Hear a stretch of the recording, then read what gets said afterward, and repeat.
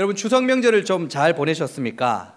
아직도 고향에 있는 지체들도 있을 것이고 피곤함이 누적되어 있는 지체들도 있을 겁니다. 저는 개인적으로 이번 추석 때 집에만 있었습니다. 그래서 살이 많이 찌고 왔죠. 얼굴이 빵빵한데 지금 저도 미치겠습니다. 많이 안 먹었는데 정말 물만 먹어도 살찐다는 말이 제 인생에 적용될 줄 몰랐습니다. 많이들 피곤하실 텐데 그래서 제가 복된 소식을 한 가지 전하려고 합니다. 제가 될 수 있는 대로 설교를 빨리 끝내도록 하겠습니다. 할렐루야! 예.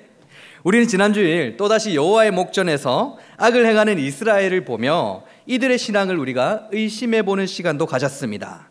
하나님께서는 이스라엘이 두려워하는 아모리가 아니라 이스라엘보다 군사력이 약한 미디안의 이 손을 넘기시며 7년간이나 힘든 괴로움의 시간을 보내도록 하셨죠.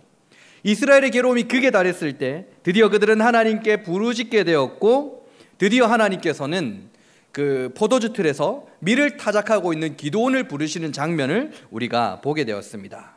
우리가 하나님께서 기드온을 부르시는 장면을 통해서 하나님께서 인정하시는 용사와 세상이 인정하는 큰 용사가 있는데, 하나님께서 인정하시는 용사라는 것은 하나님께서 함께하는 자라는 것을 배웠습니다. 하나님께서 인정하시는 큰 용사라는 것은 죽은 막대기에 불과한 자가 하나님의 손에 붙들려 있을 때 큰 용사가 된다라는 것을 배우게 되었죠.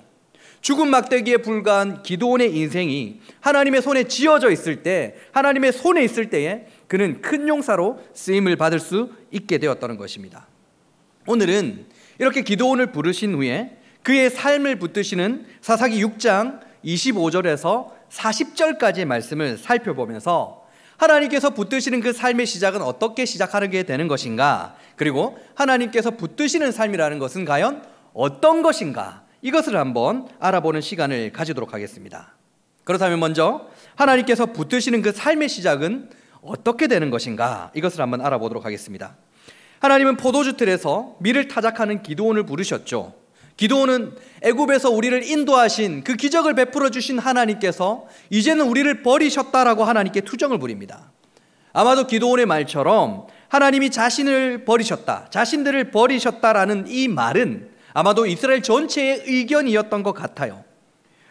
그리하여서 이스라엘도 하나님을 버리게 된 것이고 하나님이 아닌 우상을 섬기는 모습을 보이고 있었던 것 같습니다.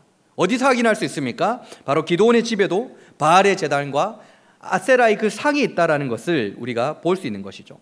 하나님을 알고 있었지만, 그들에게 어떤 은혜를 내려주셨는지도 그들은 알고 있었지만, 지금입니다. 지금 이렇게 나를 돕지 않았으니, 지금 이렇게 나를 내버려 두고 있으니 이제는 하나님께서 나를 버리셨다, 이런 생각을 하고 있는 거예요.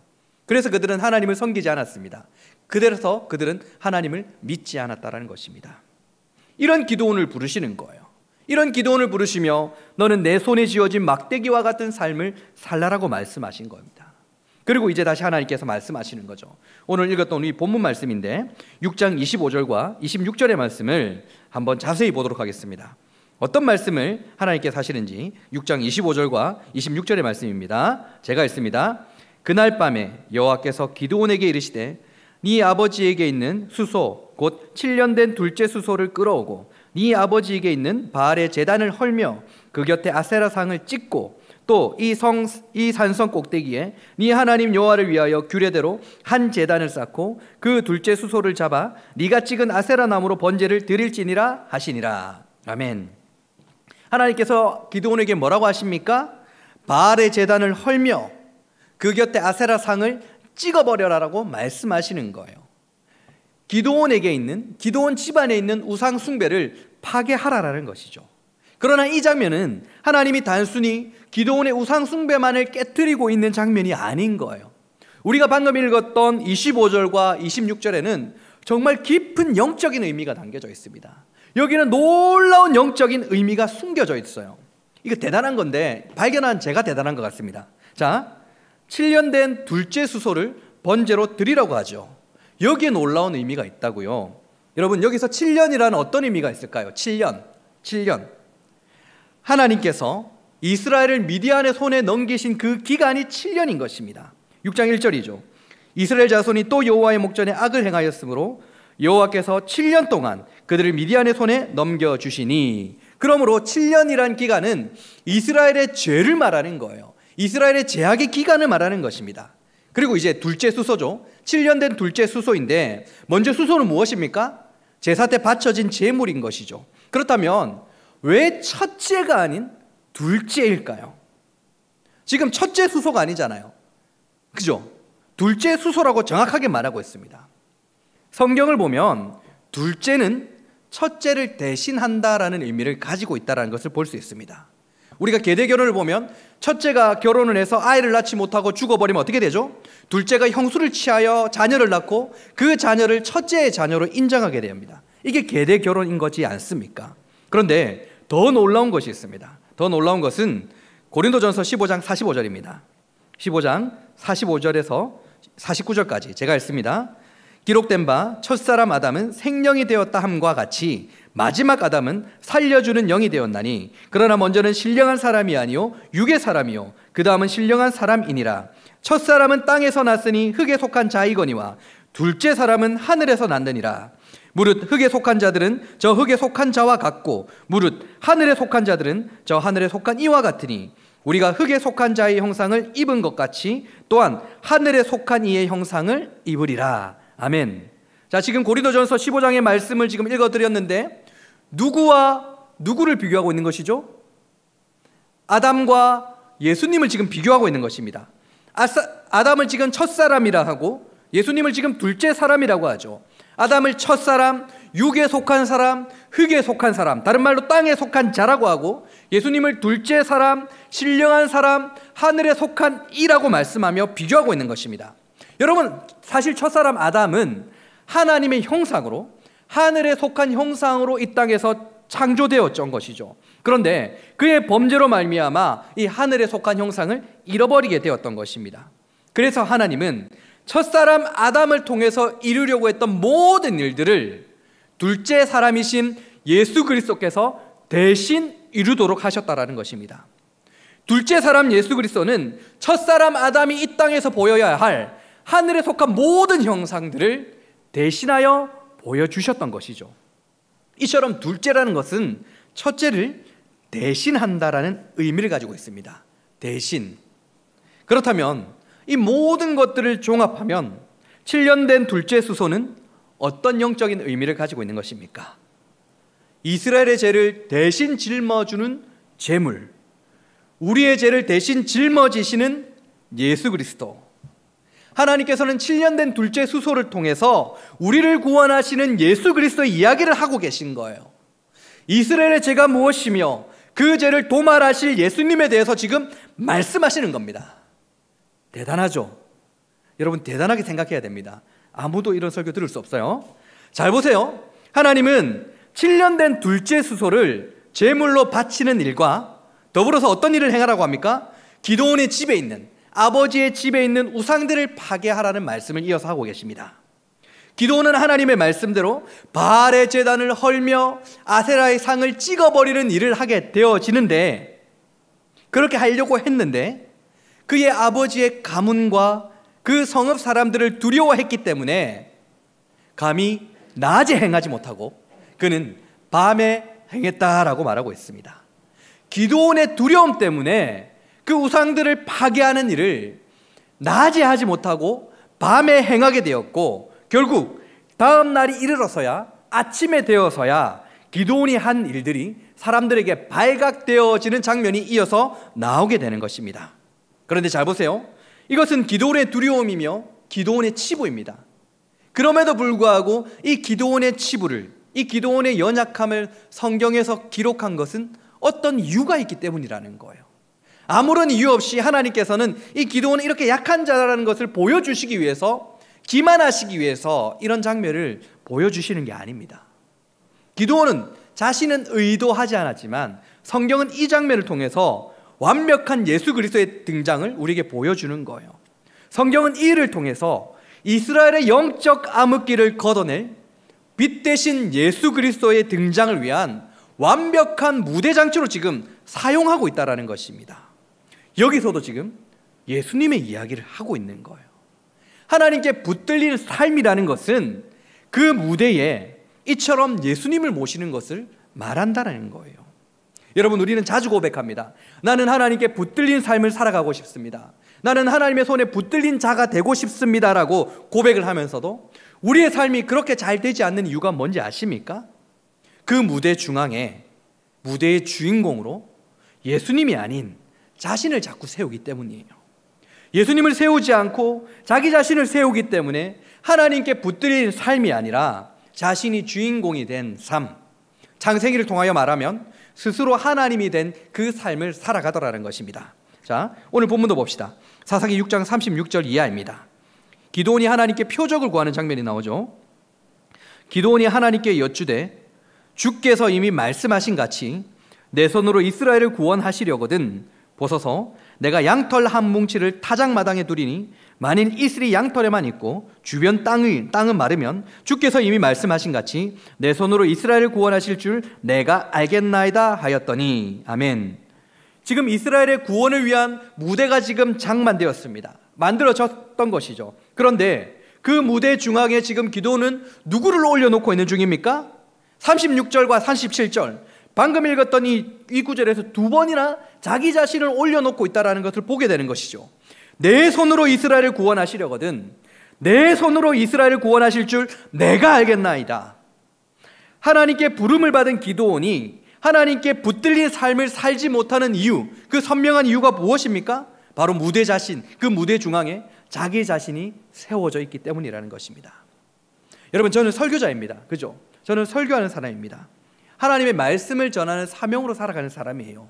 제가 2009년도부터 사역을 시작했으니까 이제껏 엄청난 많은 양의 설교를 했었죠. 그랬겠죠. 제가 처음 간 곳은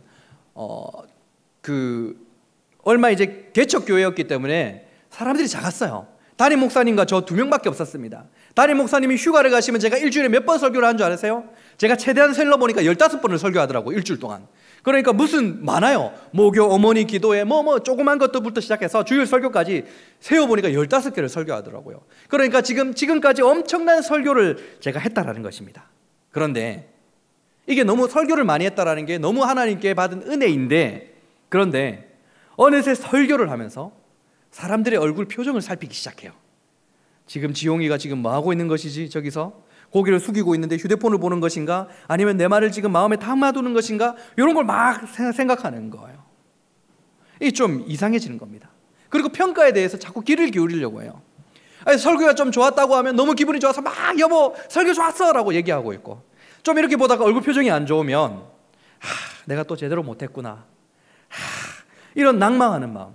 또 그러다가 몇몇 목사님들이 이제껏 설교한 원고 좀 내한테 좀 주세요 하면 또 기분이 좋아져가지고 역시 내가 잘해 이렇게 하다가 또 엄청나게 설교 잘하시는 분들의 설교를 들으면서 내가 그렇지 뭐, 이런 낙당하는 마음들. 이 설교 한편으로 제가 일비하는 모습들을 너무 많이 제가 하고 있다는 걸 알게 되었습니다.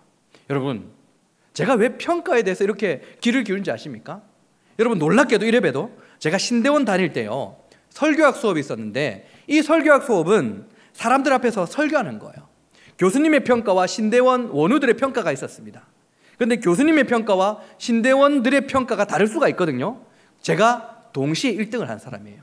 그러니까 이 평가에 대해서 너무 제가 이제 귀를 기울이는 겁니다. 그 평가에 대한 일희일비가 너무 심한 거예요. 지금 제가 설교하는 동안 이 설교에 대한 평가에 귀를 기울인다는 것은 제가 이 강대상에서 설교할 때 누구를 지금 주인공으로 제가 하고 있다는 것입니까? 제가 한 거예요. 제가. 사실 이게 너무 괴로운 거예요. 내가 왜 이러지라는 생각. 너무 교만한 모습처럼 보이고, 이러다가 정말 큰일 나겠다라는 생각이 들어서 고민하다가 저 스스로 신앙 고백하는 처럼 하는 말이 있습니다. 저 스스로 마음속으로 막 외치는 말이 있어요. 자주 듣는 내용일 겁니다. 그런데 여러분 삶에서도 이런 신앙 고백을 하면 정말 많은 도움이 될 거예요. 여러분 자신의 삶에 그 무대 중앙에 내가 좀 세워지는 것 같다라는 생각이 드는 순간 이렇게 외치는 겁니다. 자, 저를 따라하는 겁니다. 잘 되면 주님 탓, 못 되면 내 탓. 다시, 잘 되면 주님 탓, 못 되면 내 탓. 설교가 좀 좋았다고 하면 내 능력이 아니라 예수님께서 은혜를 베풀어 주셨다라고 고백하는 거예요. 사실 그게 맞잖아요. 영 표정이 좋지 않고 또 휴대폰 보는 것 같고 무슨 말인지 모르겠다라고 하면 내가 더 열심히 준비해야지, 내가 더 기도해야지 하는 자기 반성을 하는 것입니다. 잘 보십시오. 우리의 삶은 습관적인 것 같아요. 우리의 삶은 조금 평안하고 뭔가 잘 되는 일이 있을 때 의외로 우리는 모든 영광을 하나님께 올려드립니다라는 고백을 잘합니다. 우리는 이미 그런 습관을 가지고 있는 사람들이에요. 기독교 연예인들은 상을 받을 때 항상 모든 영광을 하나님께 올려드립니다라고 다 말하잖아요. 이게 습관처럼 하는 말이라는 것입니다. 그렇게 좋은 일이 있을 때는 우리가 습관으로나마 모든 것을 주님 탓하고 있는데, 못 될 때, 안 좋은 일이 있을 때, 괴로울 때가 좀 문제인 것 같아요. 삶에 어떤 어려움의 문제가 있고 우리가 이를 위해서 열심히 기도하는데 아무런 응답이 없을 때, 가끔 우리가 이럴 때 어떤 말을 합니까? 하나님께 나를 미워하시나요? 나를 싫어하시나요? 당신은 나를 위해서 독생자 예수 그리스도를 주셨다고 하셨잖아요.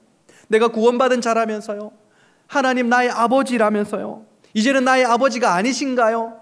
이런 불평과 불만을 할 때가 있다는 거예요.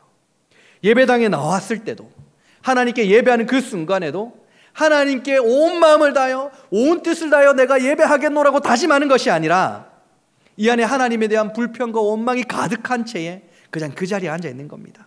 마치 시위하는 것처럼, 마치 하나님께서 내게 은혜를 베풀어 주지 않으면 내가 더 망가질 겁니다라고 막 하는 것처럼, 시위하는 것처럼 이 자리에 딱 삐뚤어진 자세로 앉아 있는 거예요.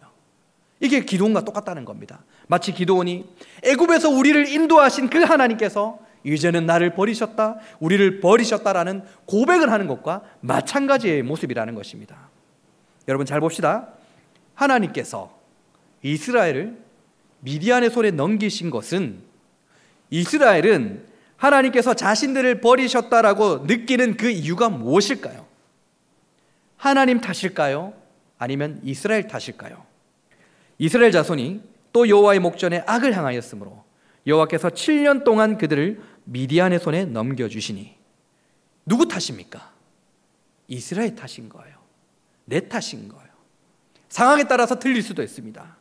상황에 따라서 억울한 마음이 들 수도 있어요. 열심히 정말 열정적으로 하나님을 섬겼는데, 내가 정말 신앙생활 잘하는 것 같았는데 힘든 일이 생길 수도 있습니다. 그런데 제가 여러분께 도전합니다. 그럼에도 불구하고 자기 자신을 한번 돌아보시길 바랍니다.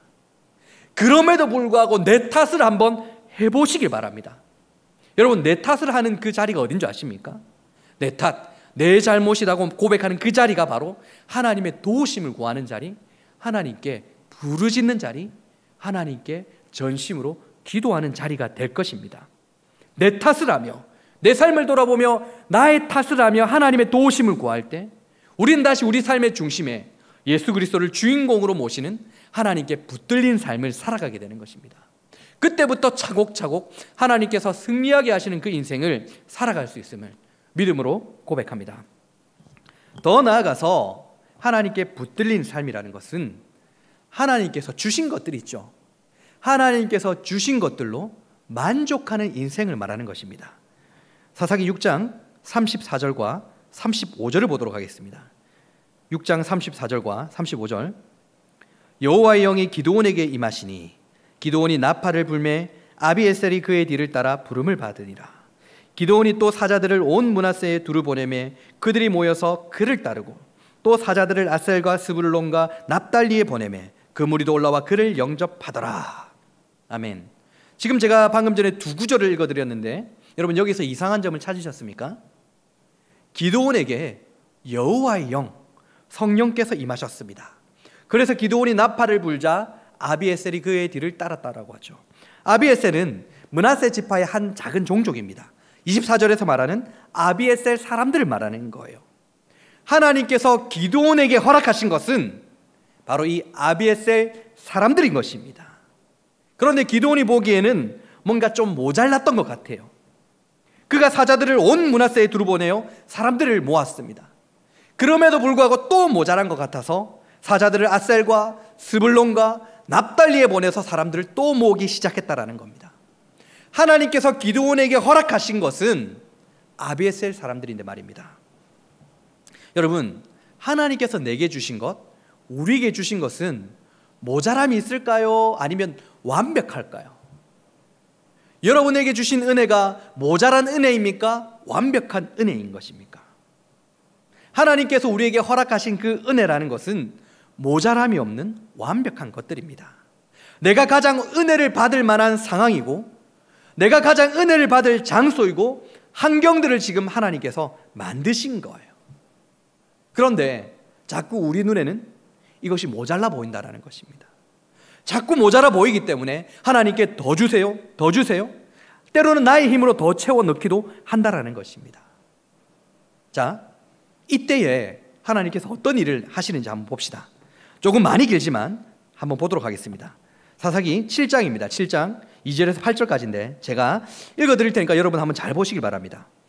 여호와께서 기드온에게 이르시되 너를 따르는 백성이 너무 많은즉 내가 그들의 손에 미디안 사람을 넘겨주지 아니하리니 이는 이스라엘이 나를 거슬러 스스로 자랑하기를 내 손이 나를 구원하였다 할까 함이니라. 이제 너는 백성의 귀에 외쳐 이르기를 누구든지 두려워 떠는 자는 길르앗 산에 떠나 돌아가라 하라. 하시니 이에 돌아간 백성이 22,000명이요 남은 자가 10,000명이었더라. 여호와께서 또 기드온에게 이르시되 백성이 아직도 많으니 그들을 인도하여 물가로 내려가라. 거기서 내가 너를 위하여 그들을 시험하리라. 내가 누구를 가르쳐 네게 이르기를 이 사람이 너와 함께 가리라 하면 그는 너와 함께 갈 것이요 내가 누구를 가르쳐 네게 이르기를 이 사람은 너와 함께 가지 말 것이니라 하면 그는 가지 말 것이니라 하신지라. 이에 백성을 인도하여 물가에 내려가매 여호와께서 기드온에게 이르시되 누구든지 개가 핥는 것 같이 혀로 물을 핥는 자들은 너는 따로 세우고 또 누구든지 무릎을 꿇고 마시는 자들도 그와 같이 하라 하시더니 손으로 움켜 입에 대고 핥는 자의 수는 300명이요 그 외 백성은 다 무릎을 꿇고 물을 마신지라. 여호와께서 기드온에게 이르시되 내가 이 물을 핥아 먹는 300명으로 너희를 구원하며 미디안을 네 손에 넘겨주리니 남은 백성은 각각 그의 장막으로 돌려보내고 그 300명은 머물게 하니라. 미디안 진영은 그 아래 골짜기 가운데 있었더라. 아멘. 기드온은 자신의 생각으로 2차례 사자들을 보내서 사람들을 모아오게 되었죠. 그런데 방금 읽어드린 사사기 7장을 보면 하나님께서는 2차례 사람들을 돌려보내십니다. 그런데 두 번째 사람들을 돌려보내실 때 장면을 보십시오. 물가에서 물을 마시는 모습으로 남을 사람, 보낼 사람을 결정하세요. 남을 사람들은 어떤 사람들이죠? 이 물을 혀로 핥는 사람들, 개와 같이 물을 핥아 먹는 사람들이고, 보낼 사람들은 무릎을 꿇고 물을 마시는 사람들이에요. 여러분 잘 생각해 보시길 바랍니다. 원래는 무릎을 꿇고 물을 마시는 사람들이 남아 있어야 돼요. 그들이 자격이 있습니다. 지금 전쟁을 앞둔 상황인데 미디안 진영은 그 아래 골짜기 가운데 있는 상황이라면 무릎을 꿇고 전방을 주시하면서 물을 마시는 사람들이 남아 있어야 되는 자격이 있는 사람들이에요. 머리를 숙이고 물을 마신다라는 것은 전방 주시를 하지 않는 사람들, 자격이 없는 사람들이란 말입니다. 그 군인으로서는 도무지 자격이 없는 사람들이에요. 그런데 하나님께서는 오히려 무릎을 꿇고 전방 주시를 할 줄 아는 사람들을 돌려보내시고 전혀 군인과도 같지 않은 자들, 그 300명들을 남겨놓으신 것입니다. 그럼에도 불구하고 기드온의 300용사는 승리하게 된다는 것을 우리에게 보여주는 것이죠. 여러분, 하나님께서 기드온에게 허락하신 것은 아비에셀 사람들입니다. 그러나 기드온은 많은 사람들을 필요로 했어요. 우리가 앞전에 살펴보았던 삼갈은 소모는 막대기 하나면 충분했습니다. 하나님께서 삼갈에게 허락하신 것은 소모는 막대기 하나였을 뿐입니다. 그러나 기드온은 달랐죠. 하나님이 허락하신 아비에셀 외에도 더 많은 사람들이 필요했고 양털 뭉치와 이슬로 표적을 구하며 하나님을 2번이나 시험하는 모습을 보였던 것입니다. 2번째 하나님을 시험할 때 어떻게 합니까? 진노하지 마시오며 이 말을 하지 않습니까? 자기 자신도 지금 불순한 의도를 가지고 있다는 것을, 정당하지 않은 의도가 있다는 것을 알고 있었다는 거예요. 그런데 그럼에도 불구하고 이 기도를 보시며 하나님께서 책망하시는 장면을 여러분 볼 수 있습니까? 이 모습 때문에 우리가 위로를 좀 받을 수 있을 것 같아요. 기드온의 이 연약한 모습에 대하여 단 한 번도 책망하지 않은 그 모습 때문에, 하나님의 그런 은혜 때문에 우리가 위로를 받을 수 있는 겁니다. 오히려 그를 위로하시고 달래시고 하나님의 뜻대로 하나님의 손에 쥔 나뭇가지가 되어가고 있는 중이라는 것을 우리가 확인하게 되어지는 것이죠. 그의 손에서 그의 필요를 따라 구하던 그 모든 것들을 하나하나 놓게 하시고 하나님께서 주신 것으로만, 하나님으로만 승리하는 그 길을 걷도록 하나님께서 기도원의 그 삶을 붙들고 계심을 보면서 우리는 안도의 한숨을 한번 내쉴 수 있다는 것입니다. 사실 기도원을 까는 설교자들이 너무 많았습니다. 왜 저렇게 신앙생활을 하느냐면서. 그런데 저는 이 기도원의 이야기를 보면서 제가 너무 힘들었어요. 왜냐하면 기도원의 모습이 마치 제 모습처럼 느껴진 적이 너무나도 많았기 때문입니다. 그의 연약함이 마치 제 자신의 연약함처럼 보일 때가 너무나도 많았기 때문이에요. 저는 기도를 할 때 내 은혜가 네게 족하도다라는 말씀이 제 마음에 맴돌았던 적이 너무나도 많습니다. 그럼에도 불구하고 하나님 한참 모자란 것 같습니다. 더욱 은혜를 부어주세요라고 매달린 적이 한두 번도 아니에요. 기도하면 할수록 내 은혜가 네가 족하다라고 마음이 들 때가 있다라는 것입니다. 그럼에도 불구하고 저는 하나님께 매달리면서 달라고 기도하고 때로는 저의 연약함 때문에 하나님의 일하심 표적들을 구한 적도 있다라는 말입니다. 그래서 기도원이 마치 제 자신처럼 느껴진 적이 너무나도 많아요. 그의 불신의 모습, 의신의 모습에 대해서 저는 아무 말도 못하겠습니다. 저도 여러분에게 왜 의심하십니까? 믿으세요. 할렐루야. 자신 있게 말하고 싶습니다. 그런데 저는 아직도 못하겠습니다. 저의 연약함 때문에. 여러분들은 어떻습니까? 그리고 이러한 연약함의 문제에 대하여 어떤 책망도 아니하시며 오히려 도우시는 하나님을 찬양합니다. 때로는 우리 삶의 무대에 예수님이 아닌 우리 자신을 주인공으로 올려놓기도 하고 때로는 우리의 연약함 때문에 불신의 모습을 가지기도 하지만 그럼에도 불구하고 나를 사랑하시는 하나님의 은혜로 인하여서 저는 하나님께 붙들린 인생임이 틀림이 없다라는 믿음이 있기 때문인 것입니다. 이것은 나의 연약함의 문제가 아니라 하나님의 택하심의 결과이기 때문이죠. 우리는 죽은 나뭇가지에 불과하지만 그래서 늘 연약하고 부족한 모습을 보이지만 우리의 삶이 하나님의 손에 쥐어져 있기 때문에 우리는 하나님께 붙들린 삶으로 완성되어져 갈 것입니다. 우리의 삶을 붙드시며 완성하실 하나님을 찬양하며 하나님께 모든 영광을 올려드리는 복된 한 주가 될 수 있기를 우리 주님의 이름으로 부탁드립니다.